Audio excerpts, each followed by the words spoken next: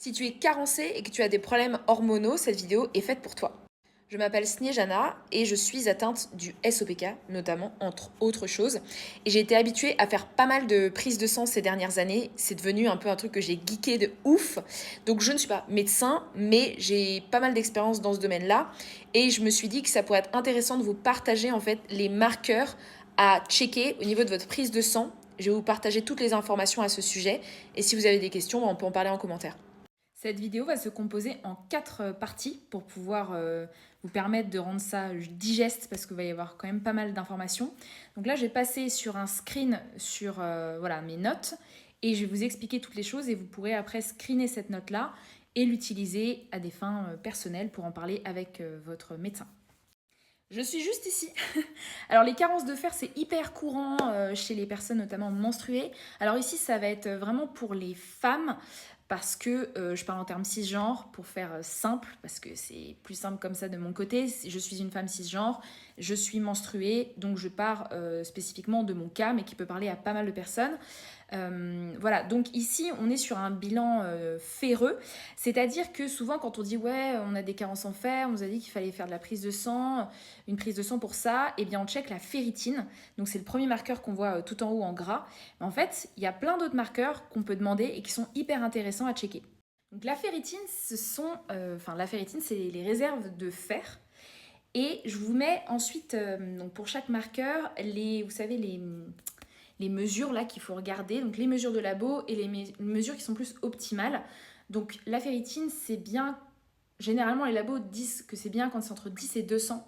Alors 10 c'est quand même assez bas, voire c'est vraiment proche de l'anémie. Voire certains médecins disent qu'on est anémié aux environs de 10, donc vraiment c'est beaucoup trop bas. L'optimal, c'est à partir de 30. Alors, à titre personnel, moi, 30, je l'ai rarement atteint parce que je suis souvent au bord de l'anémie. Donc, je sais que, par exemple, depuis des années, si j'arrive à atteindre 20, 25, déjà, c'est pas mal. Donc, c'est bien aussi de se connaître et de faire plusieurs prises de sang sur plusieurs années pour connaître un petit peu son corps, comment son corps réagit, aussi en fonction de son alimentation, de ses habitudes de vie, etc.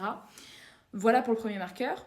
D'ailleurs, souvent on conseille de prendre du tardiféron pour le faire, mais je pourrais vous donner des conseils et mon esprit critique sur tout ça parce que Dieu sait que j'ai expérimenté énormément de choses et j'ai fait pas mal de recherches depuis ces dernières années sur ces sujets, mais ça pourra faire l'objet d'une prochaine vidéo.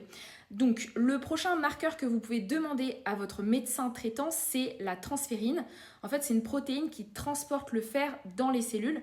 Et si c'est trop élevé, ça montre une carence parce que en fait, on a notre corps qui essaie de capter tout le fer dispo et de faire ce qu'il peut avec ce qu'on a. Donc les marqueurs, la mesure intéressante à regarder, c'est entre 2 et 4. Alors je vais pas dire à chaque fois les mesures genre grammes par litre, nanogrammes par millilitre, sinon on va pas s'en sortir. Bon, globalement, les mesures de laboratoire, pour ça, c'est pas mal. Donc, le deuxième marqueur, c'est juste ici le fer sérique. Ce n'est pas la même chose que la ferritine, hein. C'est le fer, cette fois-ci, qui circule dans le sang et qui est disponible immédiatement pour les cellules. Donc, on a juste ici la fourchette qui est entre 0,5 et 1,6 mg par litre. Généralement, les labos disent ça. Alors, c'est plutôt optimal quand c'est autour de 1. Après, donc, le troisième marqueur, c'est la CTF, la capacité totale de fixation de la transférine. Bon, ça, c'est du jargon médical, hein, j'essaie de faire simple. Donc, la CTF, c'est plus simple. Ça mesure la capacité de l'organisme à attraper et à transporter le sang. Enfin, pour dire ça simplement, je ne suis pas médecin, mais c'est bon pour qu'on puisse avoir des images et se faire un peu une idée de ce que c'est.